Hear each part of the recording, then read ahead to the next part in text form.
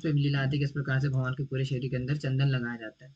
आपने सुना होगा, अगर आप जगन्नाथपुरी वगैरह जाओगे तो वहाँ पे हमारे मंदिर में भी भगवान के पूरे शरीर पे चंदन लगाया जाता है, ताकि भगवान को गर्मी से बचाया जा सके। तो ये बहुत ही, तो आज से वो अक्षय तृतीया का दिन है, आज से वो चीज़ स्टार्ट होती है। तो इसलिए अगर आप अपने नियर बाय टेम्पल में या कहीं भी अगर आपको सेवा का मौका मिलता है चंदन घिसने का, तो आप ज़रूर सेवा का लाभ उठाइए और भगवान की इस सेवा में योगदान दीजिएगा ज़रूर। इस महीने आपको ज़रूर कृपा मिलेगी। ठीक है जी। Okay. So now devotees, chapter number 6, Dhyan योग। अब देखते हैं भगवान ध्यान के विषय में क्या बताते हैं। From mind control to self realisation.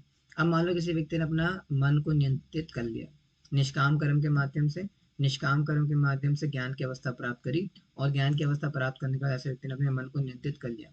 लेकिन मन को नियंत्रित करने के बाद ऐसा व्यक्ति क्या करेगा, आत्म साक्षात्कार के पद की ओर आगे बढ़ेगा। अब वो आत्म साक्षात्कार किस प्रकार से किया जाता है, किस प्रकार से आत्म साक्षात्कार का सही पथ है, वो आज की जर्नी में हम देखेंगे। तो the true renunciation is internal detachment. तो मैं हमने इसको डिस्कस कर लिया पहले से, भगवान इसको थोड़ा सा फिर से बताते हैं 6 चैप्टर के अंदर।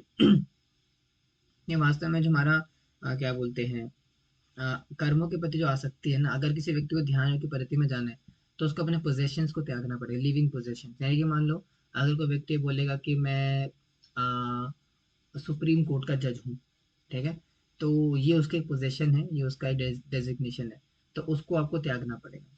हालांकि बहुत कष्ट होता है, लेकिन उसको आपको अपनी पोजेशंस को त्यागना पड़ेगा। अबंडिंग ड्यूटीज, यानी कि आपको हर प्रकार के कार्य को त्यागना पड़ेगा। याद रखना, अब वो ABCD नहीं रहा कि कर्म करके हम कर्मों के फलों से आसक्त हो जाएंगे, नहीं। अब जो है अगर ध्यान की प्रगति में आगे बढ़ना पड़ेगा, तो अपनी जो है ड्यूटीज को तो अब थोड़ा कर्मों को त्यागना ही पड़ता है उसमें। फीलिंग सोसाइटी, फिजिकल विड्रॉल, तो ये हमने डिस्कस करा था, और ये हमने डिस्कस करा, ये एक्सटर्नल रिनाउंसिएशन है, ठीक है। और इंटरनल डिटैचमेंट्स क्या है, कि इनर ट्रैंक्विलिटी, अंदर जो हमारा का बहुत है ना, क्या बोलते हैं, एक युद्ध चल रहा है मन के बीच में, और हमारे विषय संग्राम चल रहा है हमारा, और हमारे सेंसेस के साथ एक बहुत बड़ी फाइट चलती आ रही है ना। तो वो जो बहुत बड़ी फाइट चलती आ रही है हमारे और हमारे मन के बीच में, उस मन के और हमारे बीच के युद्ध को जीतना पड़ेगा। अगर जब तक हम उस युद्ध को नहीं जीतेंगे, तब तक जो है अंदर से वो, हम ध्यान योग के लिए रेडी नहीं होंगे। यानी कि बेसिकली अपने आप को ध्यान योग के लिए प्रिपेयर करने की बात आ रही है यहाँ पे, किस प्रकार से व्यक्ति जो अपने आप को ध्यान योग के लिए प्रिपेयर कर सकते हैं।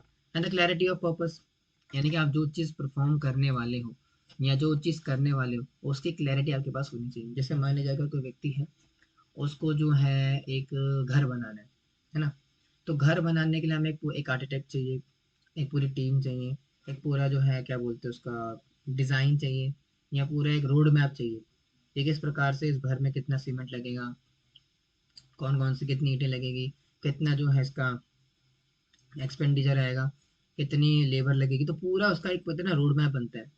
तो वैसे ही अगर हम ध्यान के पद्धति को पालन करने वाले हैं, तो हर एक व्यक्ति को पता होना चाहिए कि मेरे को किस प्रकार से आगे प्रोसीड करना है। सिंपल सी बात है ना। अगर मान लो, अगर कोई साधारण सा बिजनेस भी खोलना होता है, तो बिजनेस को खोलने के लिए भी हमें एक रोड मैप चाहिए होता है कि अच्छा इन इन प्रोसेसेस को फॉलो करके या इन इन स्टेप्स को फॉलो करके हम इस दिशा में आगे बढ़ेंगे। अदरवाइज अगर कोई दिशा ही नहीं है, जैसे मान लो अगर कोई व्यक्ति बोले कि वो रास्ते से जा रहा है, और मैं जाके पूछा भाई कहाँ जा रहे हो, कहते जहाँ कदम ले जाए चले जाएंगे ना। मुसाफिर हूँ यारो, ना घर है ना ठिकाना, मुझे चलते जाना है। तो ऐसा नहीं होता, ऐसे मन घड़ंत अपने मन से नहीं चल सकते हम। We should have a purpose and we should have a right direction. तो राइट डायरेक्शन और पर्पस गीता बताती है आपको, ठीक है। तो सेल्फलेस एक्शन हमने डिस्कस करा, निष्काम कर्म है ना, यानी कि अपने अंदर की जो क्या बोलेंगे, देखो गीता में बेसिकली आपको बोल रहे कि मुझे ना आपको लग रहा होगा तो मुझे बहुत रिपीटिशन बोल रहे की बात को, मतलब वही निष्काम कर्म निष्काम कर्म निष्काम कर्म करे जा रहे हैं। ऐसा क्यों? एक्चुअली क्या है ना, गीता के कुछ हाईलाइट पॉइंट्स हैं, याद रखना। भगवत गीता जो भगवान ने बोली है, इसके कुछ हाईलाइट पॉइंट्स हैं, और इसमें सबसे बड़ा जो हाईलाइट है वो निष्काम कर्म हो गया। और जो 4 चैप्टर के अंदर भगवान ने बात करी ना, कि आज से है ना सा एवं विवस्वते युगम प्रोक्ता, है ना जो बोला था ना, कि आज से करोड़ों साल पहले मैंने गीता का ज्ञान दिया। तो वो गीता का ज्ञान वास्तव में क्या है, वो जो परंपरा के माध्यम से ज्ञान चला है, वो निष्काम कर्मयोग का ज्ञान है। तो इसलिए भगवत गीता का सबसे बड़ा जो हाईलाइट है वो निष्काम कर्म, याद रखना। और अगर कोई व्यक्ति इस बात को समझ जाएगा तभी व्यक्ति आगे बढ़ेगा। अगर इस निष्काम कर्म की विधि का नहीं समझोगे, आप निष्काम कर्म की विधि को नहीं समझोगे, दैट मीन्स आपको गीता का मेन कॉन्टेक्स्ट समझ में नहीं आया। और इसलिए बार बार रिपीट होता है वो। भगवान chapter second, third, fourth, fifth, sixth में भी इसको बार बार रिपीट करते हैं। क्यों? क्योंकि that is the main point of Bhagavad Gita. अगर आपने इस पॉइंट को समझ लिया कि यस प्रभु जी, निष्काम कर्म ही अल्टीमेट लक्ष्य है, तब जा करके आपको सह कह सकते हैं प्रभु जी मुझे गीता समझ में आ गई। अगर कोई व्यक्ति बोलता है कि मैंने भगवत गीता को समझ लिया है, तो भगवत गीता को समझने के बाद आपको 5 सवाल का जवाब मिल जाना चाहिए। कौन कौन सा? ईश्वर, जो कि भगवत गीता के 5 सब्जेक्ट मैटर भी है। ईश्वर, काल, प्रकृति, परमात्मा और कर्म। ठीक है? प्रकृति, काल, परमात्मा, ईश्वर और प्रकृति, काल, परमात्मा, जीव और क्या बोलते हैं, कर्म। ये 5 गीता के सब्जेक्ट्स मैटर है। यानी कि पूरी भगवत गीता इन 5 चीजों को लेकर के बताती है। कौन कौन सा? प्रकृति। प्रकृति का मालिक कौन है? प्रकृति किस प्रकार से कार्यशील है? प्रकृति किस प्रकार से कार्य करती है? और प्रकृति किस प्रकार से मनुष्य या जीवों को इन्फ्लुएंस करती है? तो ये हो गया प्रकृति। प्रकृति के बाद आता है काल। काल आएगा 11 चैप्टर के अंदर। भगवान बताएंगे किस प्रकार से काल मैं ही हूँ और काल किस प्रकार से कार्य करता है। तो प्रकृति, काल, जीव। हाँ, जीव। कि जीव वास्तव में कौन है, जीव की वास्तविक आइडेंटिटी क्या है, और किस प्रकार से जीव इस संसार के अंदर कष्ट पा रहा है, कैसे कष्टों से मुक्त हो सकता है, उसके ऊपर चर्चा आती है। तो प्रकृति, काल, जीव, परमात्मा, यानी कि इस प्रकार से परमात्मा हृदय के अंदर बैठे हुए हैं और किस प्रकार से यंत्र रूहानी माया, इसके बारे में चर्चा आती है ना, किस प्रकार से परमात्मा में कंट्रोल कर रहे हैं। एंड द लास्ट इज कर्म, जो कि सबसे इंपॉर्टेंट है, कर्म। भगवान सेकंड चैप्टर से लेकर के 18 चैप्टर तक, 18 चैप्टर के कुछ वर्सेस तक कर्म कर्म कर्म ही समझाएंगे आपको सबको। फिर एंड में जा करके बोलते हैं सर्वधर्मान परित्यज्य वो सबसे एंड में आता है। लेकिन उससे पहले तक भगवान मेन हाईलाइट में कर्म को ही रख रहे हैं। इसलिए अगर कोई व्यक्ति गीता पढ़ने के बाद बोलता है ना कि गीता में लिखा है सब कुछ, अगर कोई व्यक्ति बोलता है कि सब कुछ छोड़ छाड़ के जंगल चले जाओ, इसका मतलब कि उसने गीता या तो पढ़ी नहीं है या फिर गीता समझ में ही नहीं आई कॉन्टेक्स्ट क्या है उसका। जैसा कि सर अभी कभी बाहर जाओ, तो बाहर जाके अगर आप बोलोगे ना थोड़ा भी बाहर कि मैं ना भक्ति करना शुरू कर चुका, मैं हरे कृष्णा कर, जैसे कोई बोलता है कि मैं हरे कृष्णा करता हूँ, मैं ना मंदिर वंदिर जाता हूँ, तो क्या बोलते हैं, ये सब कुछ नहीं है भाई, ये मंदिर वाले इस्कॉन वाले ना तो हमारा ब्रेन वॉश कर देते हैं, तुम्हारे घर परिवार सब छूट जाएगा, ये वो सब कुछ छोड़ना, ऐसा कुछ नहीं होता। बोलते वो लोग बाहर वाले कि सब कुछ छोड़ना पड़ेगा, ये वो ना। इसका मतलब क्या है कि वो सही धर्म का ज्ञान नहीं है, उन्होंने भगवत गीता की फिलोसफी को अंडरस्टूड नहीं करा अभी तक। भगवत गीता सिखाते हैं भैया कर्मों के फलों को त्यागना है, कर्मों को नहीं त्यागना है। कर्मों को कब त्याग सकते हैं? आत्मनिर्वात्म संतुष्ट, जब अगर संतुष्ट हो चुके हो और जब कर्मों को त्याग चुके हो या कर्मों की आसक्ति को त्याग चुके हो, उसके बाद जा करके ध्यान योग शुरू होता है, जो कि आज हम शुरू करने वाले। ठीक है? तो वही वही है, सेल्फ एक्शन करने, अनसेकेबल पीस होना चाहिए, present in the world not of it. ठीक है? यानी कि संसार में आप रहो, संसार आपके अंदर नहीं रहना चाहिए। उसके बाद जा करके आपका जो है ध्यान योग के लिए आप रेडी रहते हो। लेकिन ध्यान योग करने से पहले एक बहुत बड़ा युद्ध चलता है। मोहन बताते हैं कि ध्यान योग करने से पहले आपको किन किन पैरामीटर से प्रिपेयर करना पड़ेगा अपने आप को। तो सबसे बड़ा पैरामीटर, सबसे पहला पैरामीटर है वह है मन। यानी कि आपको अपने मन को नियंत्रित करना पड़ेगा। अगर किसी व्यक्ति ने अभी तक अपने मन को नियंत्रित नहीं करा है, तो ऐसा व्यक्ति ध्यान योग तो छोड़ो, कोई सा भी योग नहीं कर सकता। जैसे अगर किसी ने, अगर शैलजा माता जी नहीं आई वहां है ना, अगर बुक में देखोगे तो उसमें लिखा है बंधु रे आत्मा मनस्तस्य, है ना। तो यानी कि भगवान बताते हैं कि जब तक व्यक्ति का मन उसके नियंत्रण में नहीं है, तब तक व्यक्ति योग प्रति में नहीं लग सकता। और अगर उसकी बात अच्छा आई हुई माता जी तो उसमें मिला लो। ठीक है? तो भगवान इसमें क्या बता रहे हैं कि बंधु रे आत्मा मनस्तस्य आत्मनिवे चा संशय, ऐसे करके आएगा। तो यानी कि आपका जो मन है आपका सबसे बड़ा शत्रु है और आपका सबसे बड़ा मित्र भी है। अब ये बड़ा कंट्रोवर्शियल सा और काफी कॉन्ट्राडिक्टरी चीज है। यानी कि ऐसा कैसे हो सकता है ना, कि मतलब कोई व्यक्ति या कोई चीज मेरी शत्रु भी हो सकती है, दुश्मन भी हो सकती है। क्यों नहीं हो सकती भाई? मैं तो सिंपल पूछता हूँ।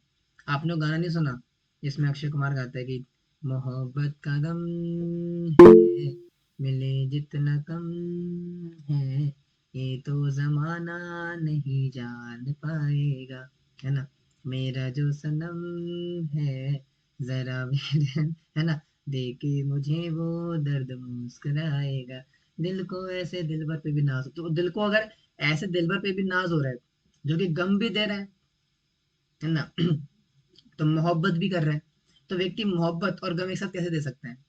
जैसे लोग बोलते हैं ना, पत्नी के विषय में अक्सर ऐसा जोक बोलते हैं कि पत्नी वो ऐसी एंटिटी है जो कि वो क्या बोलते हैं, सुख भी देती है, दुख भी देती है। ऐसा लोग बोलते हैं अक्सर जनरली बाहर। तो भाई जब पत्नी सुख दुख दोनों दे सकती है, तो मन क्यों नहीं कर सकता? तो बोली, बहुत सुंदर लग रहा था, सॉरी, थैंक यू, है ना। तो कहने का मतलब क्या है?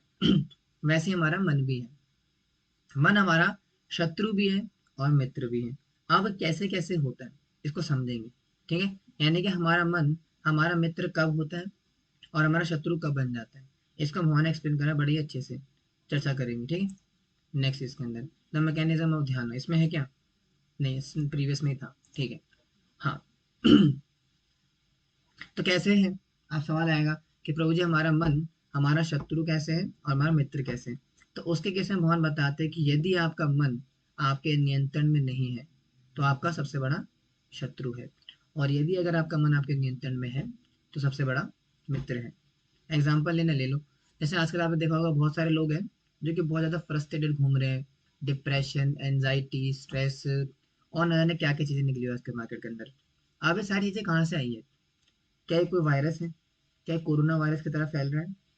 नहीं, ये कोई ऐसा वायरस नहीं है। ये आपका खुद का मन ही है, जो कि आज आपके नियंत्रण में नहीं है, और आपके मन ने ही आपको स्ट्रेस एंजाइटी दी हुई है। एग्जाम्पल देता हूँ, जैसे मान लो अगर कोई आज का 18 साल का नव युवक, आजकल तो बहुत चल रहा है सब, मान लो कि 18 साल का कोई नवयुवक बालक है, 12वीं क्लास में पढ़ता है। ठीक है, उसको जो है प्राइवेट स्कूल की वो क्या बोलते हैं, कविता से प्यार हो जाता है।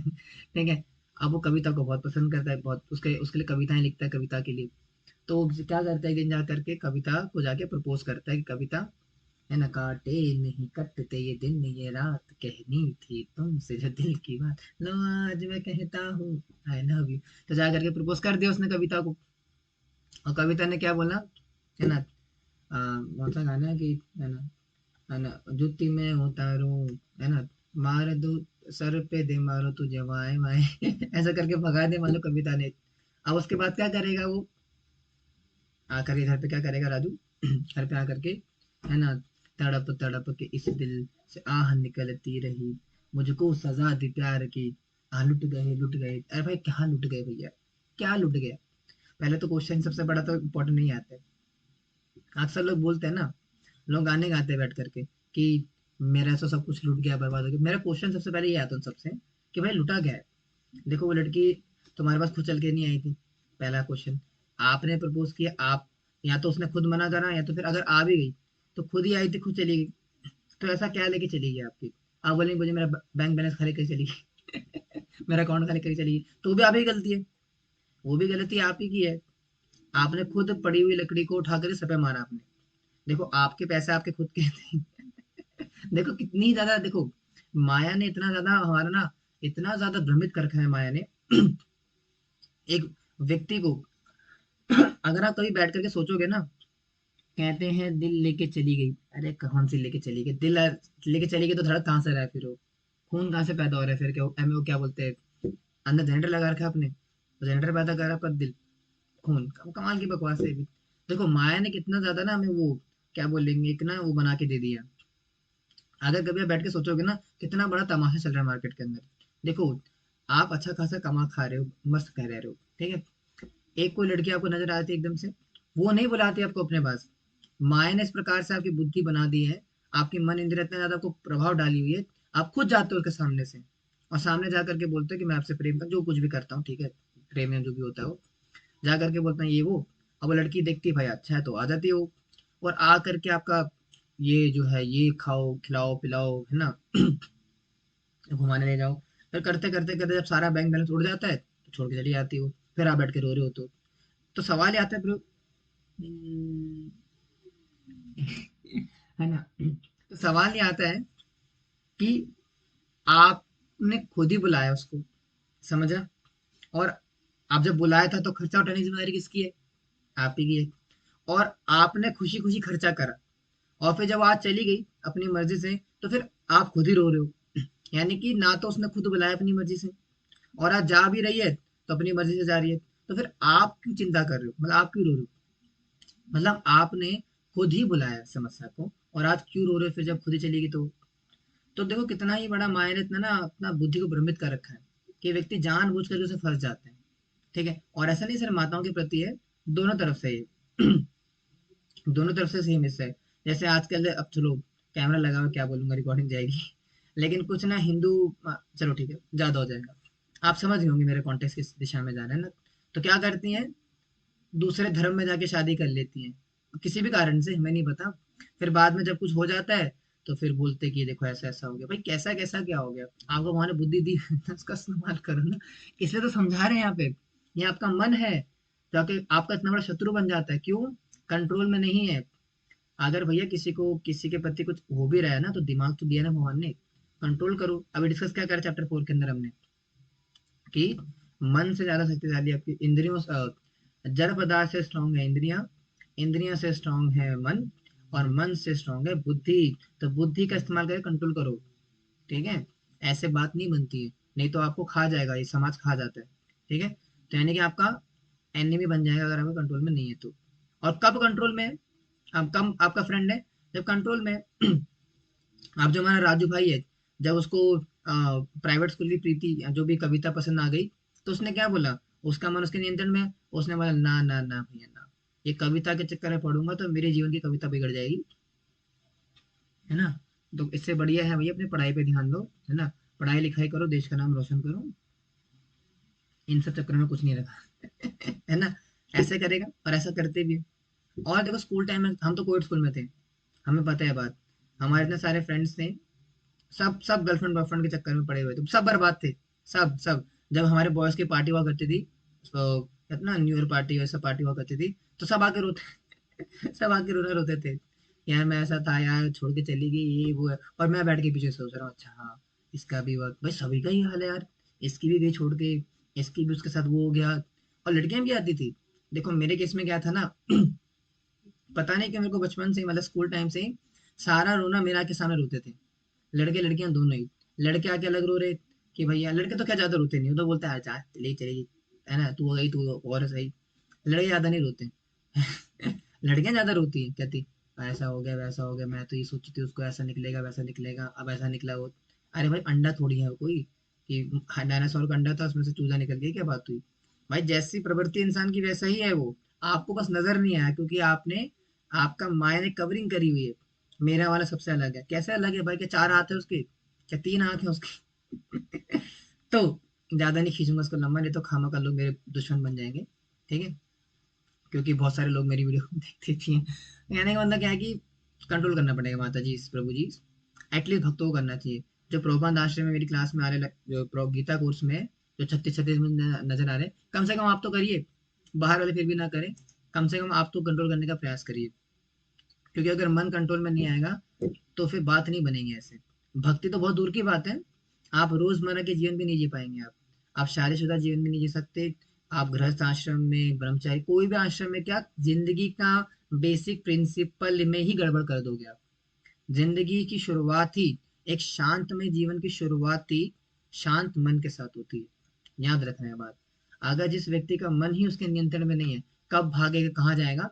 ऐसे व्यक्ति ना तो रिश्ते में अच्छे बन सकता है, ना पढ़ाई लिखाई में अच्छा हो सकता है, ना भक्ति में अच्छा हो सकता है, किसी चीज में अच्छा नहीं हो सकता हो। इसलिए आप नोटिस करना, जो लोग बहुत मूडी होते हैं ना, जो बहुत मूडी होते हैं, मूडी होते समझते हो मेरा मतलब मूडी क्या होता है? मूडी का मतलब होता है इसका कोई फिक्स नहीं रहता, कब गुस्सा हो, कब कब जाके मजे में आएगा, कुछ उसका कोई भरोसा नहीं होता। ऐसे व्यक्ति के ना दोस्त ज्यादा नहीं होते। नोटिस करना है बात आप। आपको माया नहीं फंसाया, फंसाया था एक बार गहरी, अब छोड़वा जाता हो जाएगा। ठीक है, कहने का मतलब क्या है कि क्या कह रहा था मैं, हाँ। तो जो लोग बहुत ज्यादा मूडी होते हैं ना, याद रखना, जो लोग बहुत ज्यादा मूडी होते हैं, ऐसे व्यक्ति के रिश्ते नहीं बनते ज्यादा। आप नोटिस करना, उसके ज्यादा फ्रेंड्स नहीं होते। क्यों नहीं होते फ्रेंड ज्यादा? That is the reason. क्यों? क्योंकि ऐसे व्यक्ति के साथ कौन रहेगा जिसका मन उसके नियंत्रण में नहीं है। कभी कुछ भी बोल देगा, कभी क्या भी कर देगा, है ना। मेरे एक बॉस थे ऐसे कंपनी, बहुत पहले की बात कर रहा हूँ। 1 महीने मैंने काम करा, छोड़ के आ गया था फिर मैंने बोला नहीं, मैं ऐसे व्यक्ति के साथ मैं काम नहीं कर सकता हूँ। ठीक है, समझ में आ रहा है बात की प्रभु जी, मन को नियंत्रित करना है।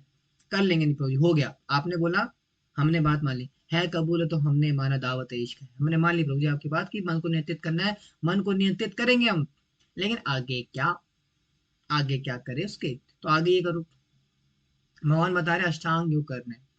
हालांकि देखो, अष्टांग योग जो बताया गया यहाँ पे वो हमें नहीं करना, हमें तो भक्ति करनी है, हरे कृष्णा ही करना है।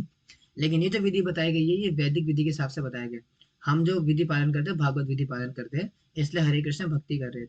लेकिन यहाँ पे जो अष्टांग योग दिया हुआ है, हम सिर्फ पढ़ने के लिए देख रहे हैं, समझने के लिए देख रहे हैं, फॉलो नहीं करेंगे, क्योंकि हमारे अभी हमारे फॉलो नहीं करें, बहुत ट्राई करता हूँ बट बार फिसल जाता है ना।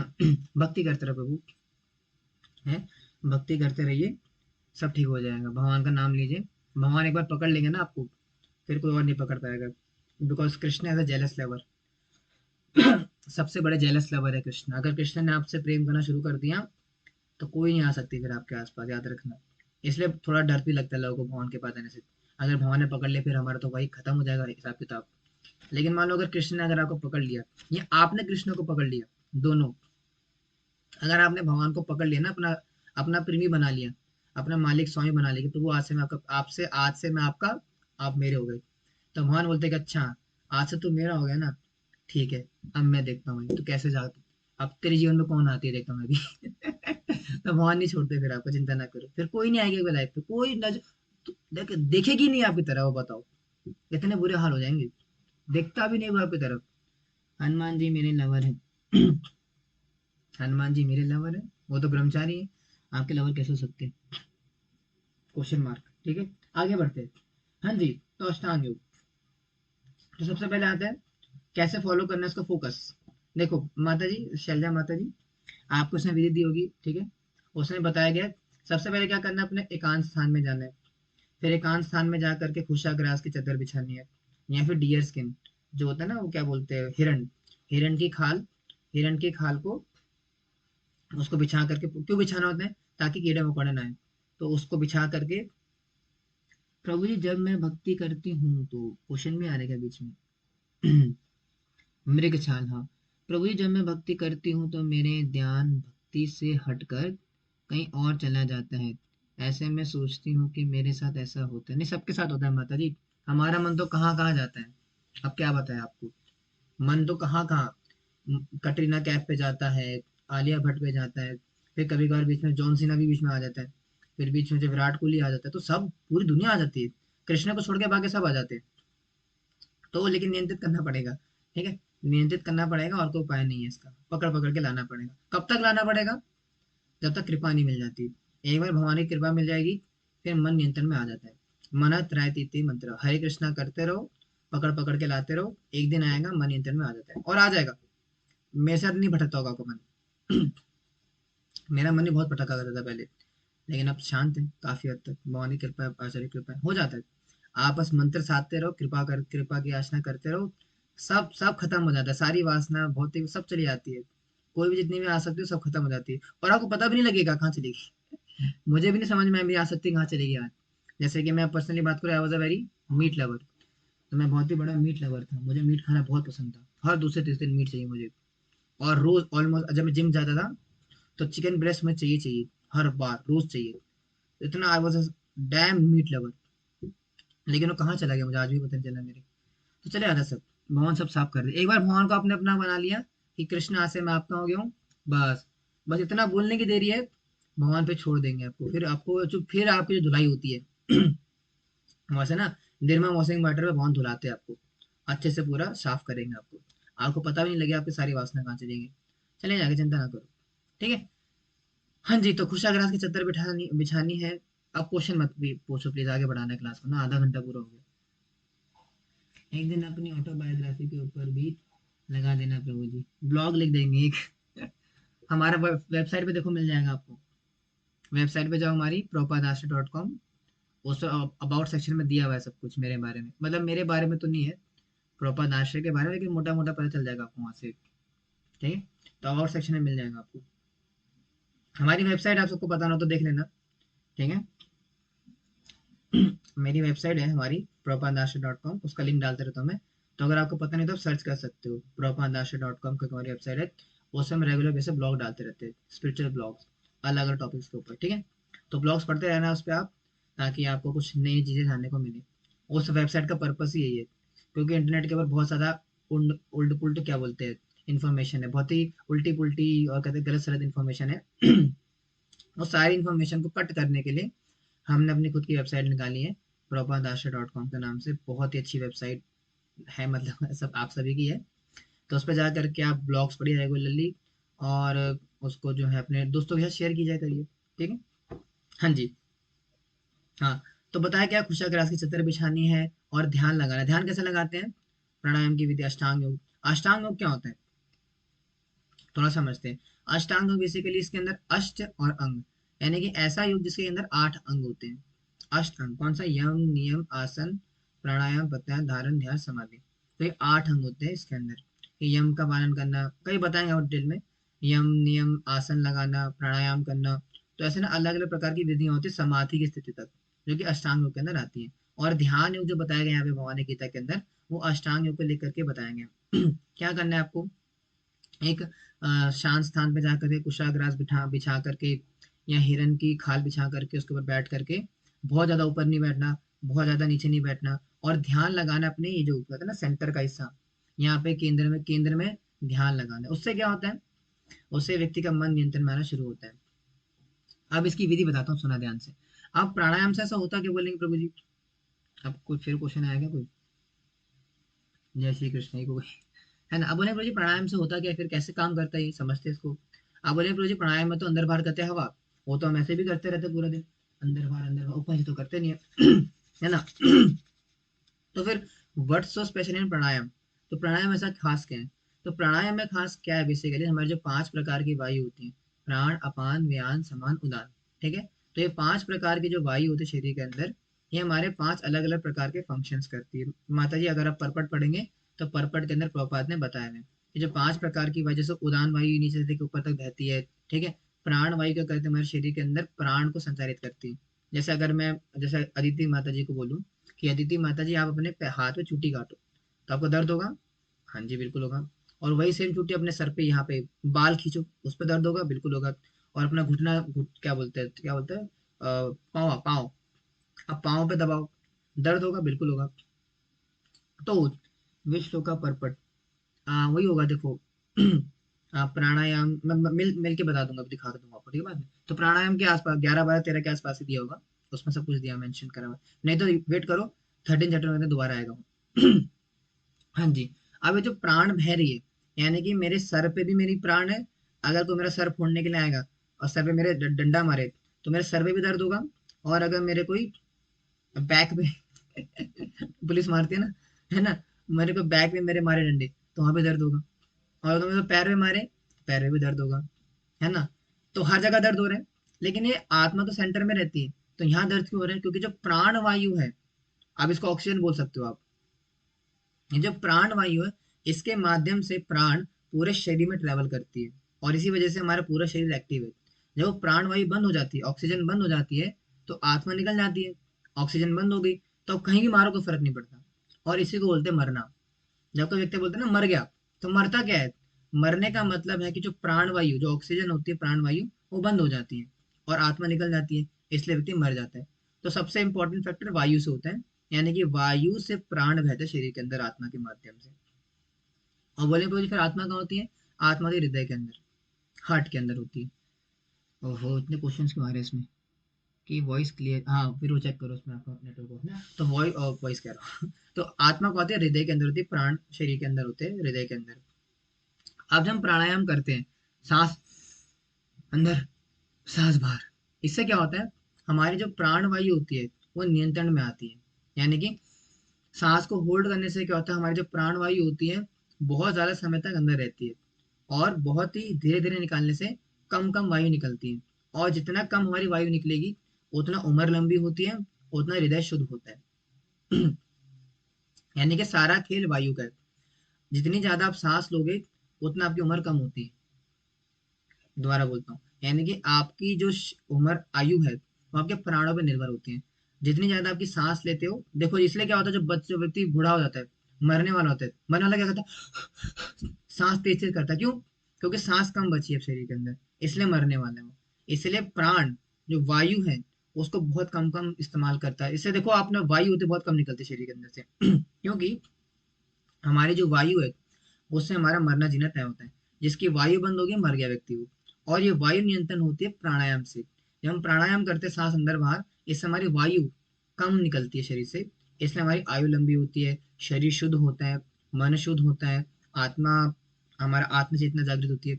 मन की शुद्ध है क्योंकि जो 5 प्रकार की वायु होती है, प्राण अपान समान व्यान उदान, इस 5 प्रकार की वायु के अंदर हमारा सूक्ष्म शरीर होता है, मन बुद्धि अहंकार वाला, ठीक है। और इस सूक्ष्म शरीर के अंदर होती है हमारी आत्मा, ठीक है। तो जब हम प्राणायाम करते हैं इस 5 प्रकार की वायु, स्पेसिफिकली प्राण वायु, इसको नियंत्रण में लाने का प्रयास करते हैं। तो जब ये प्राण वायु नियंत्रण में आती है तो वो क्या करते हैं, हमारे सूक्ष्म शरीर में जा करके हमारी सूक्ष्म शरीर को साफ करती है और हमारी आत्मा को टच करती है, हमारी आत्मा को जागृत करती है, हमारी बुद्धि से कनेक्शन में लेके आती है, हमारी आत्म चेतना जागृत होती है। फिर ऐसे करते करते इसको क्या बोलते हैं, आत्म साक्षात्कार। तो ऐसे प्राणायाम करते करते करते करते लंबे लंबे समय के बाद जाके हमें आत्म साक्षात्कार प्राप्त होता है, और इसी को बोलते हैं आत्म साक्षात्कार। और इसीलिए जो योगी वगैरह तो बहुत लंबा जीते हैं। सुना होगा आपने कि फलाना फलाना योगी थे हिमालय के अंदर, वो 200 साल से जी रहे हैं, वो 150 साल से जी रहे हैं। क्यों जी रहे इतना लंबा? क्योंकि वो प्राण वायु कंट्रोल में ले आते हैं। इसीलिए जो व्यक्ति अपने प्राण वायु को नियंत्रण में ले लेता है उसकी उम्र भी लंबी होती है, मन भी शुद्ध होता है, शरीर शुद्ध होता है उससे। ठीक है, आया पूरा कॉन्सेप्ट समझ में मुश्किल है? लेकिन यही है जो भी मोटा मोटा। लेकिन हाँ याद रखना, अब जब मैंने अष्टांग योग की बात करी तो अष्टांग योग के अंदर कुछ यम नियम होते हैं, जैसे कि ईटिंग। सबसे पहले आता है ईटिंग। अगर कोई व्यक्ति बहुत खाता है, महाप्रसाद के नाम पे सब ठूसे जा रहे हैं, ले आओ प्रभु जी रहे राजमे चावल छोले पूरी और आधा 2 टन टनों टन भर भर के जो है खीर खा रहे हो, है ना, रसगुल्ले जी 100-200 रसगुल्ले निपटा दिए, पेट को पटियाला बना रखा पूरा, है ना, पूरा पंजाब डाला उसके अंदर, पूरी पटियाला डाला तो ऐसा व्यक्ति योग नहीं कर सकता। बहुत ज्यादा खाना, ठूस ठूस के खाना, दिन में 3 बार खाना ठूस ठूस के, ऐसा व्यक्ति जो है योग नहीं कर सकता। याद रखना, आयुर्वेद आयुर्वेद आयुर्वेद मेरे आवाज को क्या हो रहा है, आयुर्वेद बताता है कि हमें सिर्फ 2 बार खाना चाहिए दिन में। We should eat only twice a day. युक्त आहार विहारस युक्त चेष्टस्य कर्मसु युक्त स्वप्न से बोधाया युक्त युक्त स्वप्न से बोधाया, ऐसे करके वर्ष है माते, सही कह रहे हो आप। तो क्या कह रहे हैं यहाँ पे, हाँ, आयुर्वेद बताता है कि हमें दिन में 2 बार लेना खाना चाहिए, 12-12 घंटे का गैप दे करके। कैसे? क्योंकि हमारी पाचन क्रिया 4 घंटे तक चलती है। तो 4 घंटे आपने मतलब आपने अभी खाया, खाने के बाद 4 घंटे डाइजेस्ट हुआ, फिर डाइजेस्ट होने के 8 घंटे बाद आपकी बॉडी फिर रिकवर होती है, आपका डाइजेशन सिस्टम फिर से रिवाइव होता है और बाकी फंक्शन बॉडी के एक्टिव होते हैं, ठीक है। और फिर उस 8 घंटे के बाद जब आप खाते हो आपका डाइजेशन और फास्ट होता है और जल्दी होता है। तो ऐसे 12-12 घंटे के गैप दे करके खाना चाहिए, तो दिन में 2 बार। अब मान लो कोई व्यक्ति बहुत खा रहा है, ठूस ठूस के खा जा रहा है, हर 2 घंटे में खा रहे हैं है ना, हर 2 घंटे में खा रहे हो, क्या होगा? अब बॉडी के पाचन तंत्र में रेस्ट ही नहीं है। अब इसमें क्या होता है, व्यक्ति थका थका रहेगा, लेजी रहेगा, मन अशांत रहेगा, है ना, पेट खराब रहेगा, सारी समस्या रहती है, और ऐसा योगी को सूट नहीं करेगा। इसीलिए हमें भी ध्यान देना पड़ेगा, अगर हम भक्ति कर रहे हैं तो खाना पीना बहुत नियंत्रित करना पड़ता है। आयुर्वेद साफ मना करते हैं। आयुर्वेद कहता है कि भैया दिन में 2 बार ही लो, सिर्फ सुबह ले लिया शाम को लो सीधा। अब मुश्किल है मुश्किल है, लेकिन प्रैक्टिस करो, धीरे धीरे प्रैक्टिस करके हो जाएगा वो, ठीक है। तो दिन में 2 बार लोगे आप तो देखो, आप खुद एक्सपीरियंस करना आपका भजन में, भजन तो खैर नहीं, आपने खुद के लाइव देखना, आपका पेट साफ रहना शुरू करेगा, you will feel more active, और ज्यादा एक्टिव आप फील करोगे, और ज्यादा बैलेंस आप फील करोगे if you eat twice a day. Sleeping, sleeping के विषय में क्या है, कम सो। कम का मतलब है कि नियंत्रित, बहुत ज्यादा नहीं सोना है, 10-10 घंटे सो रहे थे कुंभकर्ण जैसे चलेगा नहीं काम। बहुत ज्यादा खा रहे हो, है ना, कुंभकर्णी जैसे, या मान लो क्या हुआ है, बकासुर जैसे खा रहे हो, है ना, खा ठूसे जा रहे हो, सॉरी सोना सोना, कुंभकर्ण जैसे बहुत सो रहे हो, बहुत कम सो रहे हो, है ना, बकरी जैसा, वो भी काम नहीं चलेगा। तो बहुत ज्यादा सोना भी नहीं है और बहुत ज्यादा चांदी भी नहीं है, मतलब बहुत ज्यादा सोना भी नहीं है और बहुत ज्यादा खाना भी नहीं है। और वर्किंग, याद रखना, गधा नहीं बना संसार का।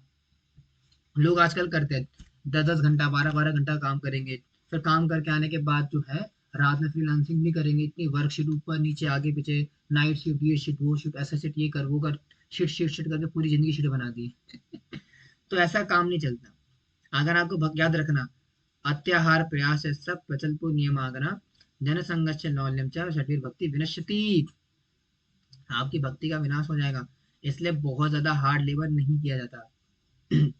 इसलिए कहा जाता है कि ब्रह्मचारी रिकमेंडेशन लाइफ दी जाती है। क्यों? क्योंकि ब्रह्मचारी लाइफ में आपको बहुत हार्ड वर्क नहीं करना पड़ता, सेवा करनी पड़ती है थोड़ी बहुत। बाकी क्योंकि हमें ये सब याद रखना, मेरी बात याद रखना, खुल्लम खुल्ला बोल रहा हूँ। इस कृष्णा कॉन्शियसनेस के मूवमेंट के अंदर, कृष्ण भावनामृत के कार्य के अंदर, हमें अपने समय और शक्ति को बचाना होगा। मैंने सुना था बहुत साल पहले लेक्चर के अंदर एक अगर समय और शक्ति नहीं बचेगी तो भजन नहीं होगा, गधे बन जाओगे माया के। निष्काम कर्म तो करने हैं, लेकिन उतना ही करो। 8-9 घंटे काम करो, हम भी करते हैं। 8-9 घंटे अपना काम कर घर आ जाओ, अपना फिर क्लास सुनो, भागवत पढ़ो, भजन करो। इससे ज्यादा कोई फ्रीलांसिंग वैसे कुछ करने की जरूरत नहीं भैया, आपको भजन करना चाहिए। इसलिए अगर बहुत ज्यादा मेहनत मजदूरी करोगे तो संसार के मजदूरी बन जाओगे, फिर भक्ति नहीं कर पाओगे। ठीक है। और इसीलिए प्रोफेशन ढंग से चुनो, अपनी लाइफ की प्रायोरिटीज मैनेज करो। आप बोले वो जी मैं घर नहीं चलेगा, सब चलता है भाई। हमारे इस्कॉन ईस्टर्न क्लास के एक डिवोटी है, उनकी 2 बेटी हैं, दोनों की शादी हो चुकी है। अब प्रभु जी आई थिंक माइक्रोसॉफ्ट में कहीं पे इंजीनियर है थे, उनकी 1.5 लाख रुपए सैलरी है, 1.5 लाख। अब प्रभु जी कई सालों से, कई सालों से 1,25,000 रुपये मंदिर में दान दान देते हैं, और 25,000 रुपये से घर चलाते हैं। 25,000 ओनली। अब उसी 25,000 के अंदर उन्होंने अपनी दोनों बेटियों की शादी भी कर दी है ना, सब कुछ सेट भी हो गया, सब बढ़िया चल रहा है उनका, सिर्फ 25,000 रुपये में तो सब चल जाते हैं। सब नौटंकी बाजी है कि बहुत पैसा कमाने करना, कुछ नहीं होता उससे। आप बोले मुझे आपकी शादी ने आपको क्या बता, अरे भाई हमारी नहीं हुई है, लेकिन जिनकी हुई है उन्हीं की बात बता रहा हूँ मैं। हाँ बोले मुझे आपको दुनियादारी क्या पता, हम गृहस्थ लोग हैं, हमारी जिम्मेदारी होती है, कुछ नहीं होता। हम उनके उनके उतारे गृहस्थों के, गृहस्थों का एग्जाम्पल दे रहा हूँ। 20-25 हजार में सब हो जाता है भाई। आपको अपनी लाइफ की प्रायोरिटीज मैनेज करना पड़ेगा, नहीं तो भजन नहीं होगा। अगर आप सोच रहे हो बहुत पैसा कमाएंगे ये वो, तो पैसे कमाते रह जाओगे, फिर माया में पड़ जाओगे, भजन वजन कुछ नहीं होने वालेगा। ठीक है। तो इसीलिए बहुत ज्यादा पैसे के पीछे भी नहीं भागना, याद रखना, बहुत ज्यादा पैसे के पीछे नहीं भागना, बहुत ज्यादा काम के पीछे नहीं भागना। ये काम काम काम, जीना हराम, तो वो भी नहीं करना। शांत रहो यार, mind mind becomes peaceful, completely peaceful. Mind को शांत रखना पड़ेगा, मन को शांत रखना पड़ेगा। शांत कैसे रहता है? जब थोड़ा काम कम करोगे आप। याद रखना, संसार की फिलोसफी को फॉलो मत करो। बाहर वाले लोग बोलते ना कि फोड़ेंगे, फोड़ दो, काम करके दिखाओ, दुनिया दुनिया कर लो मुट्ठी में, तोड़ दो, फोड़ दो, मरोड़ दो, दुनिया को निचोड़ दो। अरे भाई क्या कर रहे हो? रुक जाओ यार, शांति की गोली कटक लो यार। इतना क्या करना हो रहा है? 2 वक्त की रोटी कमानी है, 2 वक्त की सूखी रोटी, 4 वक्त का भजन, बस ये जिंदगी है। हमारा घर नहीं है ये, हमें नहीं रहना है संसार के अंदर, हमें भगवान के घर जाना है वापिस। हमारा घर नहीं है ये। इसीलिए उतना ही करो जितने में हो जाए, और हो जाता है। माइंड डाइवर्स सब हो जाए। जो 16 माला 4 नियम पालन कर रहे हैं, प्रभुपाद का प्रिंसिपल फॉलो करते हैं, 16 माला 4 नियम फॉलो करते हैं, उन्हें किसी चीज की कमी नहीं होती कभी। याद रखना, उनको भगवान ला के देंगे, आपको घर के अंदर ला के देंगे, भगवान आपकी गोदी में ला के देंगे, खाना पीना सब। भक्ति का पता नहीं मुझे, मिलेगा नहीं मिलेगा बात की बात है, लेकिन खाने पीने की कमी कभी नहीं होगी, चिंता ना करो। जो 16 माला 4 नियम कर रहे हैं और प्रभुपाद को न मानते, प्रभुपाद का भजन, प्रभुपाद को आत्मसात करे हुए, उनको जीवन में कभी कोई कमी नहीं हो सकती, गारंटीड। याद रखना, पूरे भरोसे के साथ बोल रहा हूँ, उसके साथ सेटिस्फेक्शन नहीं होती प्रभु जी, मन तो और पैसा चाहता है, शायद यही रीजन है ध्यान न लगने का। अरे तो पैसा क्यों, पैसे पे ध्यान क्यों मत है? भगवान देखो, रघुनाथ दास गोस्वामी क्या बोल रहे हैं उनको, आप सॉरी, रघुनाथ दास गोस्वामी को क्या बोल रहे हैं? क्या बोलते हैं हमारे चैतन्य महाप्रभु, है ना, कि ग्राम्य कथा ना सुनी बे, ग्राम्य कथा ना कोई बे, भला ना खाई बे, भला ना पैरी बे। तो अच्छा नहीं खाना, अच्छा नहीं पहनना, तो ये सब हमारे वैराग्य का सीखना पड़ेगा आपको। बहुत ज्यादा पैसा कमाने के, पैसे के पीछे भागना, ये भक्तों के लिए नहीं होता, ये चीज भक्ति नहीं होगी ऐसे। याद रखना, बहुत ज्यादा हार्डवर्क करने से शरीर में जान नहीं बचेगी, कलयुग है ये, भक्ति भी नहीं होगी फिर। गृहस्थ कमाएगा नहीं तो तीनों आश्रम कैसे चलेंगे? मत कमाओ, चल जाएंगे, भगवान चलाएंगे। क्या सोच रहे हो? आप ही कमाने थोड़ी चल रहे हो। आपको क्या लगता है? जैसे हमारे हमारे में एक बहुत बड़े महाराज ने सुना, जैसे कहते हैं ना, कहते हैं कि अगर सारे कुत्ते वाराणसी चले जाएंगे तो फिर झूठा कौन खाएगा? अगर चोर बोले, देखो बड़ा मत बना, एग्जाम्पल दे रहा हूँ, अगर चोर बोलेगा कि ना देखो हम लोग कितने महान लोग हैं, अगर हम चोरी करते हैं तब जा करके पुलिस वालों का काम चलता है। अगर हम चोरी नहीं करेंगे तो ये पुलिस वाले बेरोजगार हो जाएंगे। तो ये नहीं है। अरे भाई हाँ, सरकार चाहती है चोरी होना बंद हो जाए, भगवान चाह रहे हैं संसार में कर्म बंद हो जाए, ये संसार बंद हो जाए, भगवान इसको बंद करना चाह रहे हैं। ठीक है। भगवान चाह रहे हैं संसार बंद हो जाए। ये मत समझना कि हम कर्म करें तो संसार चल रहा है, ना, ये मत समझना। जो सोना आप पेड़ के नीचे बैठ जाओ, ले लो, आप बैठो पेड़ के नीचे, पेड़ के नीचे बैठ के भगवान का भजन करके देखो, खाना पीना सोना सब मिलेगा वहां बैठ करके आपको, सब आएगा, सब आपके पास अपने आप आ जाएगा, कोई कर्म की जरूरत नहीं पड़ेगी। आप देखो करके आप बस एक दिन माला पकड़ के बैठ जाओ पेड़ के नीचे। भगवान ने बोला गृहस्थ कमाया नहीं, कमाया दान करे। वो तो मजबूरी में बोलना पड़ रहा है, जो निष्काम कर्म कह रहे हो ना आप, निष्काम कर्म क्यों करना पड़ रहा है, क्योंकि कर्म में मति है हमारी, समझो इस चीज को। क्योंकि अर्जुन बोल रहे हैं भैया कर्म के हम कर्म करने नहीं रह सकते, इसलिए मजबूरी में कर्म करके शुद्ध होना पड़ रहा है। अल्टीमेट लक्ष्य कर्म करना नहीं है हमारा, समझे माता जी। कर्म मजबूरी में करना पड़ रहा है, क्योंकि कर्म के अलावा कुछ हम जी नहीं पाएंगे, इसलिए मजबूरी में करना पड़ रहा है। लेकिन इसका मतलब ये नहीं कर्म करने से सब होता है, नहीं। आप पेड़ के नीचे बैठ जाओ एक दिन, हमारे गोस्वामीगण पेड़ के नीचे रहा करते थे, मधुकर के रहा करते थे, माधवेंद्रपुरी पाद हमारे आचार्य कहीं नहीं जाते थे आप मधुकरी करने के लिए। वहीं गोवर्धन गोवर्धन पर्वत के पास बैठ के भजन करते थे, और भगवान श्री कृष्ण स्वयं आते थे उनके लिए खीर लेकर के। तो ऐसा नहीं है कि भाई कर्म करने से होगा, कर्म हमारे दिए जाते हैं बस। आश्रम सिस्टम खत्म कर दोगे आप? मैं थोड़ी कर दूंगा। वो तो सिस्टम है ये। नहीं नहीं, देखो समझो इस बात को, आप उस पर ये मत बोलो कि आश्रम पर निर्भर करता है, नहीं, आश्रम पर नहीं निर्भर करता। आश्रम हमारे लिए बनाए गए मजबूरी के लिए, क्योंकि हमारे पास और कोई उपाय उपाय नहीं है। कर्म के ऊपर निर्भर मत करो भगवान का, कि हम नहीं चलाएंगे तो मंदिर कैसे चलेगा, हम कर्म नहीं, मंदिर चलिए हमारे लिए रहा है, समझो चीज को। अगर मंदिर आज चला रहे हैं, इस्कॉन इतनी बड़ी सोसाइटी बनाई प्रॉपर है, हमारे लिए बनाई हो, क्योंकि हम जंगल में जाके भजन नहीं कर सकते हैं। अदरवाइज प्रिंसिपल यही है। अगर प्रिंसिपल की बात करें तो सबको मालाएं पकड़नी पड़ेगी। अल्टीमेटली अगर पूरे संसार के देखो, अगर इस संसार के अंदर सबके हाथ में माला आ जाए ना, तो संसार में कर्म करने की जरूरत नहीं पड़ेगी। याद रखना, भगवान सबको अपने घर ले जाएंगे, संसार बंद। जैसे मान लो चोर है, अब सारे चोर सुधर जाए तो जेल बंद हो जाएंगे, सरकार खुश। भगवान भी ऐसी है, अगर सारे संसार के अंदर भजन करना शुरू कर देंगे भगवान खुश हो जाएंगे और संसार बंद। भगवान नहीं चाहते हैं। आप ये मत समझना कि संसार बहुत सुख में भगवान चला रहे हैं, भगवान को बहुत बड़ा बोझ है ये, हम भगवान को बहुत बड़े बोझ है। अब भगवान मजबूरी में चलाना पड़ रहा है, क्योंकि हमारे पास और कोई उपाय नहीं करने का।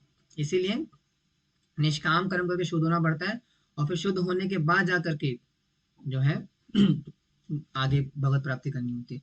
तो इसलिए कर्म से नहीं चल रहा है संसार, याद रखना, कर्म करने पड़ रहे हैं मजबूरी, चलता भगवान की इच्छा से है। आप कर्म करना बंद कर दोगे संसार तभी चलेगा। आप कर्म करो अपने खुद के बेनिफिट के लिए। अगर आप कर्म नहीं करोगे, प्रकृति से सुचराचरम, भगवान की इच्छा चलती है। अगर भगवान वहां से स्विच बंद कर देंगे सब बंद हो जाएगा। आप जो कर्म कर रहे हो भगवान की शक्ति से कर रहे हो, अभी भगवान बोलेंगे आगे 8 चैप्टर के अंदर। ठीक है, तो कर्म करना है, लेकिन कर्म से भगवान को कोई संबंध, याद रखना। ऐसा मत समझना कि हम कर्म कर रहे हैं तो भगवान का कुछ नहीं चल रहा है भैया। भगवान का अपने हिसाब सब कुछ सब चलता है। हम जो कर्म कर रहे हैं हमारे खुद के लिए कर रहे हैं, ताकि हमारा खुद का शुद्धिकरण हो सके, भगवान के ऊपर एहसान नहीं कर रहे हम कोई। ठीक है, इसको समझना पड़ेगा। और ऐसा भी नहीं है कि कर्म करने से सब मिलेगा, याद रखना। अगर कोई व्यक्ति भगवान का भजन कर रहा है, उसको सब ऐसे ही मिल जाएगा बैठे बैठाए, याद रखना। लेकिन प्रॉब्लम क्या आती है, हम भजन कर नहीं सकते, इसलिए कर्म करने के लिए बोलना पड़ता है। और दूसरा क्या, हमारी श्रद्धा नहीं है इतनी। अगर मैं आज अगर आपको बोलूँ कि सब काम धंधा छोड़ दो, अपना ये चार दीवारी देखो बैठो और भगवान का भजन करो, भगवान आपका सारा घर परिवार चला देंगे। अल्टीमेटली तो ये करना है। क्या मान लोगे इस बात पे? नहीं मानते लोग। श्रद्धा कहाँ है? श्रद्धा भी तो होनी चाहिए ना उस प्रकार की। अगर आपकी श्रद्धा है वास्तव में कि भैया घर मेरा चलेगा, तो बैठो फिर, छोड़ो काम धंधा, इतनी श्रद्धा लेकर के आओ फिर। दासे बावरी ने करा ना। तो श्रद्धा की बात होती है भाई। अगर आप इतनी, हमारे कौन है हमारे आचार्य शिला क्या वो नाम है, क्या था, श्रीवास श्रीवास ठाकुर। श्रीवास ठाकुर को क्या बोला महाप्रभु ने? महाप्रभु बोलते श्रीवास, अरे भाई थोड़ा बाहर जाए काम वाम करो यार, तुम्हारी बीवी बच्चे हैं, तो घर कौन चलाएगा तुम्हारा? तुम्हारी बीवी बच्चे, तुम्हारे इतने सारा बड़ा परिवार है तुम्हारा, घर कैसे चलेगा तुम्हारा? तो श्रीवास ठाकुर क्या बोलते हैं, महाप्रभु कमाल बात करते हो आप, मैं ऐसे 2 ताली बजाऊंगा ना मेरे घर में राशन आ जाएगा, और ऐसे 2 ताली बजाऊंगा ना तो मेरे घर का ये हो जाएगा। बस फिर 2 ताली बजाने की देर है, 2 ताली बजा के सारा आ जाएगा सब कुछ, तो मैं कर्म क्यों करूं? अब आप ये प्रैक्टिस मत कर लेना कल को, इतनी श्रद्धा नहीं है आपकी, याद रखना। कल को आप बोलो अच्छा प्रभु जी ने बताया था मैं भी ऐसे ही करती हूँ, आज से काम बंद। पति बोलेंगे, पति पत्नी बोलेगी अंचा जी इस महीने का राशन क्या है, पति बोलेंगे और चपेट पड़ेंगे गाल पे। कर नहीं सकते ना, श्रद्धा नहीं है ना। प्रॉब्लम माता जी, प्रॉब्लम क्या, हमारी श्रद्धा नहीं है इतनी भगवान के ऊपर। लोग बोलते बहुत है कि मेरी श्रद्धा श्रद्धा श्रद्धा नहीं वास्तव में हमारी भगवान में श्रद्धा नहीं है। अगर श्रद्धा वास्तव में है तो ये होती है श्रद्धा। समझो कॉन्सेप्ट। प्रभु जी क्वेश्चन बाद में कर लेंगे, कंटिन्यू करें। मैं तो वही चाह रहा था, लेकिन क्या करें, कॉन्टेक्स्ट चेंज हो गया। आगे बढ़े फिर। Ultimate happiness beyond the scene, तो भाई अल्टीमेट हैप्पीनेस यही है। अगर मैं एकदम ऑनेस्टली बात करूँ, भजन करना है भगवान का। भगवान का भजन करने से सब होता है। 16 माला 4 नियम, जिस व्यक्ति ने 16 माला 4 नियम ढंग से कर रहा है उसको सब मिलेगा लाइफ के अंदर, याद रखना। अगर प्रभुपाद का प्रिंसिपल आप फॉलो कर रहे हो, जीवन में कोई कमी नहीं हो सकती आपको। चाहे दुनिया इधर से उधर हो जाए, आपका घर चलेगा आराम से, चिंता ना करो। बस श्रद्धा होनी चाहिए, याद रखना। श्रद्धा नहीं होगी तो कुछ भी नहीं श्रद्धा है ना। श्रद्धा शब्द विश्वास का सुदृढ़ निश्चय, कृष्ण भक्ति कैले सर्व कर्म कृत है। अगर भक्त श्रद्धा नहीं है, कोई बात नहीं है फिर। माइंड में आए, मन पे आए, तो the reality check, restless mind. The mind is restless, turbulent, obstinate and very strong. हो कृष्णा। अर्जुन ने यही बोला। माता जी बोल रहे थे ना प्रभु जी क्या होगा, अर्जुन भी तो ये कह रहे हैं प्रभु आप जो बोल रहे हो ना ऐसे ऐसे करना है, हो नहीं सकता। क्यों नहीं हो सकता? माता जी मिलाओ, आपका वर्ष है कौन सा वर्ष है? चंचलम ही मना कृष्णा प्रमाथि बल्लावृदा, है ना। आ, आ, क्या है वायु रेवा से दुष्कर्म चंचलम ही मना कृष्ण प्रमाथि बल्लवृदा, है ना। और क्या है आगे? वायु रेवा समन्तव्य, क्या है? वायु रेवा से दुष्कृतम, उससे पहले क्या है कि चंचलम ही मना कृष्ण प्रमाथि बल्लवृदा तस्याहम निग्रहमन्ये वायु रेवा से दुष्कृतम। तो अर्जुन वही कह रहे भगवान से, प्रभु आपने इतना ज्ञान दिया, जैसे मैंने इतना ज्ञान दिया, आप भी बोल रहे हो, अर्जुन ही बोल रहे प्रभु कोई काम का नहीं है। पहला, अगर हमारी बात करें, क्योंकि हमारी श्रद्धा नहीं है। दूसरा, भगवान ने क्या बोला अर्जुन को? अर्जुन ने क्या बोला, प्रभु ये प्रैक्टिकल नहीं है। आप जो बोल रहे हो सुनने के लिए अच्छा है, बहस के लिए अच्छा है, पर प्रैक्टिकल नहीं है मुझसे नहीं हो पाएगा क्योंकि मन बड़ा नियंत्रण में नहीं है मेरे अर्जुन ने बोला। तो भगवान ने क्या बोला? माता जी अगला वर्ष अभ्यास ही नहीं तो कौन थे यहाँ? वैराग्यम च गृह्यते। तो ये दो तरीके से आपने मन को नियंत्रण करना है। कैसे करोगे? अभ्यास। करत करत अभ्यास के जड़मति हो सुजान। तो अभ्यास करना पड़ेगा। अभ्यास किसका? मन को नियंत्रित करने का भैया। अपने माइंड को कंट्रोल करने का प्रैक्टिस करो। प्रैक्टिस करने से कंट्रोल हो जाएगा, लेकिन साथ ही साथ एक कैंची भी लेके आओ, वैराग्य की, डिटैचमेंट। भोग ऐश्वर्य पर सत्ता नाम, इसको छोड़ना पड़ेगा। डिटैचमेंट लेकर के आओगे, प्लस रेगुलरली हरे कृष्ण महामंत्र का चैंट करते रहोगे, तब जाकर के मन नियंत्रण में आते हैं। अदरवाइज नहीं हो सकते यहाँ पे। तो यानी कि मन को भी नियंत्रित करो, माइंड कंट्रोल करो साथ के साथ, और वैराग्य का पालन करो। उससे क्या होगा? आपका मन आपके नियंत्रण में आ जाएगा लेकिन सवाल आता है प्रभु जी व्हाट इफ आई फेल? अगर मैं अपने मन को नियंत्रित नहीं कर पाया तो? अगर मैं फेल हो गया तो? एग्जाम दे रहे हैं ना, अगर एग्जाम दे देते अगर मैं फेल हो गया तो? Duties, why duties are living. मेरी बात चुप गई क्या सबको ड्यूटीज लीव क्यों करे सारे? Why is there any problem in the network? अच्छा आ रहे वापस, आ रहे, नेटवर्क प्रॉब्लम होगा। तो अगर आप बोले कोई गुरुजी व्हाट इफ आई फेल, अगर मैं अपने मन को नियंत्रित नहीं कर पाया तो क्या होगा? अर्जुन पूछ रहे हैं what if the fate of unsuccessful yogi. अगर व्यक्ति अपने मन को नियंत्रण में नहीं ला पाया तो क्या होगा उसका? What will happen to him? तो भगवान कह रहे ये होगा, no spiritual effort is every wasted, कभी वेस्ट नहीं होता। क्यों नहीं वेस्ट होगा? शुचिनाम श्रीमताम गृह योग भ्रष्टो भी जायते। यानी कि अगर कोई व्यक्ति अपने योग के पथ से गिर जाता है, यानी कि अगर हमारे कॉन्टेक्स्ट में बोले, जैसे मान लो अदिति माता जी है, अदिति दमन माता जी। अब मान लो अदिति माता जी 16 माला 4 नियम पालन कर रही हैं। अब करते करते करते करते मान लो भगवत प्राप्ति नहीं कर पाती मान लो एक बार को। तो ऐसा नहीं है कि वो 16 माला 4 नियम वेस्ट हो जाएंगे। तो ऐसे में माता जी को जो मौका मिलेगा अगले जन्म में, या तो कोई उच्च कुल में पैदा होने का, जन्म लेने का, या फिर कोई भक्त के घर में या फिर हम जो आज डिवोटी बने हुए हैं, भक्ति कर रहे थे, हमारे जब कल को शादी होगी, हमारे जब बच्चे होंगे, तो वो इस कैटेगरी में आएंगे, योग भ्रष्ट हो जाते। क्यों? क्योंकि भक्त घर में जन्म लिया। तो यानी कि ऐसे जो योगी होते हैं, जो कि पूरा बहुत आगे तक योग अभ्यास कर लेते हैं और फिर सक्सेसफुल नहीं हो पाते, लेकिन ऐसे व्यक्ति का जो योग अभ्यास होता है वो बना रहता है, वो नेक्स्ट जन्म में आकर के रिवाइव करता है। इसलिए आप देखोगे कुछ भक्त होते हैं जो कि बहुत जल्दी एडवांस कर जाते हैं भक्ति के अंदर। आया नए नए आए होते हैं, और नए नए आए होते हैं बहुत जल्दी भक्ति करना शुरू कर देते हैं। क्यों? क्योंकि योग भ्रष्ट होते हैं बहुत जल्दी। क्योंकि पिछले जन्म में आपने बहुत ज्यादा भक्ति करी थी, लेकिन समूह किसी कारण से फेल हो गए, इसलिए जन्म में भक्ति करने का मौका मिल रहा है आपको। ठीक है। Now the spiritual bank accounts never reset. तो मैंने क्या बोला यहाँ पे, जिस प्रकार से आपका जो स्पिरिचुअल बैंक अकाउंट है वो कभी रिसेट नहीं होता है ना। इनकम्प्लीट योगा प्रैक्टिस, रीबर्थ इन अ कंडक्टिव इन्वायरमेंट, रिवाइवल और डिवाइन कॉन्शियसनेस, तो ये 3 स्टेप होते हैं। अगर मान लो किसी व्यक्ति ने 16 माला चांदी पालन करा 10 साल तक, फिर उसके बाद उसको माया घेर लेगी। क्या बोला, किसी भी कारण से अपराध हो गया, कुछ भी हो गया, अब उसको जो है ना, क्या बोलते हैं, जिंदगी जीनी अपने, है ना, जीने के हैं 4 दिन, हो बाकी है बेकार दिन, जाए जाए जाए जाए, एक बार जो जाए जवानी फिर ना आए, ऐसा बोल के गाना गा के निकल गया वो, है ना। उसने बोला प्रभु जी भक्ति भी होती रहेगी प्रभु जी, अभी तो हम जवान है, जवानी भक्ति होती है प्रभु जी, अरे थोड़ा भोगने दो, थोड़ा लाइफ को एंजॉय करने दो, उसके बाद करेंगे भक्ति। अगर इसी माइंडसेट के साथ वो चला गया और मानो मर आ गया किसी कारण से, तो ऐसा व्यक्ति जिसने माला करी थी, इस्कॉन ज्वाइन करा था, माला कर रहा था वो, ऐसे व्यक्ति को नुकसान नहीं होगा। वो क्या होगा, दोबारा जन्म लेगा इंसान में, जानवर नहीं, याद रखना, जिसने एक बार भी माथे के ऊपर तिलक लगा लिया, हाथ में माला पकड़ ली, हरे कृष्णा बोल दिया, वो कभी नरक नहीं जाते, शास्त्र प्रमाण है। साफ याद रखना, जिसने भी इस जन्म के अंदर हरे कृष्णा करना शुरू कर, एक ही शर्त होता है, ना अपराध, अगर ना अपराध करोगे तो नरक चले जाओगे।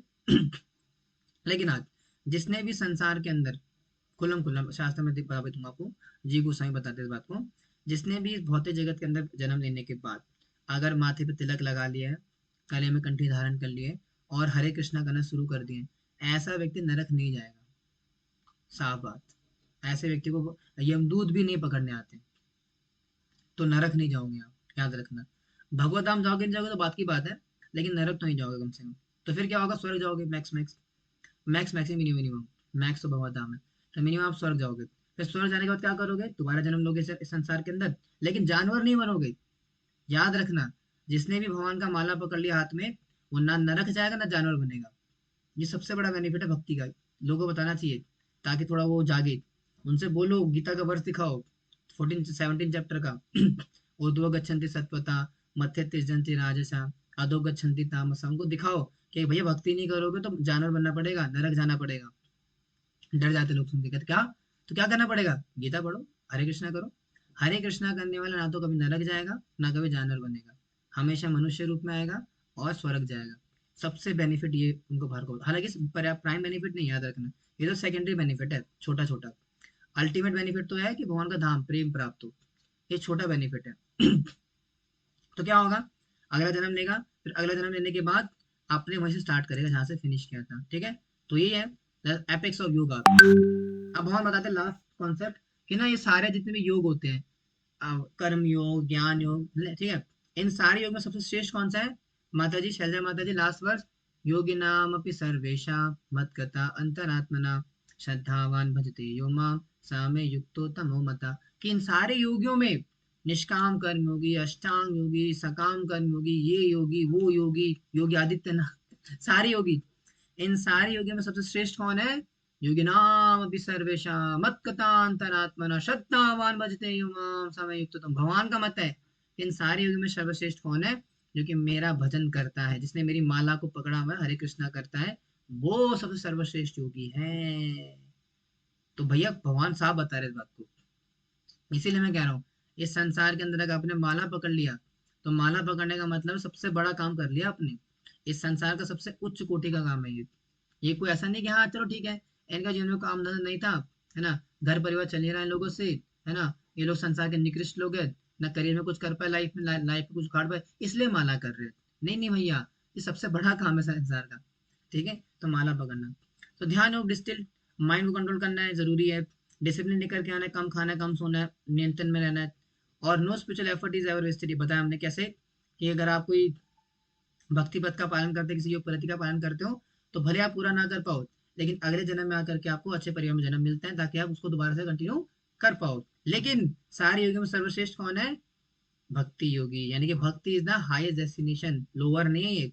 अगर जिसने भगवान का माला पकड़ लिया, भगवान का नाम कर रहा है, that is the supreme most yogi, ठीक है जी।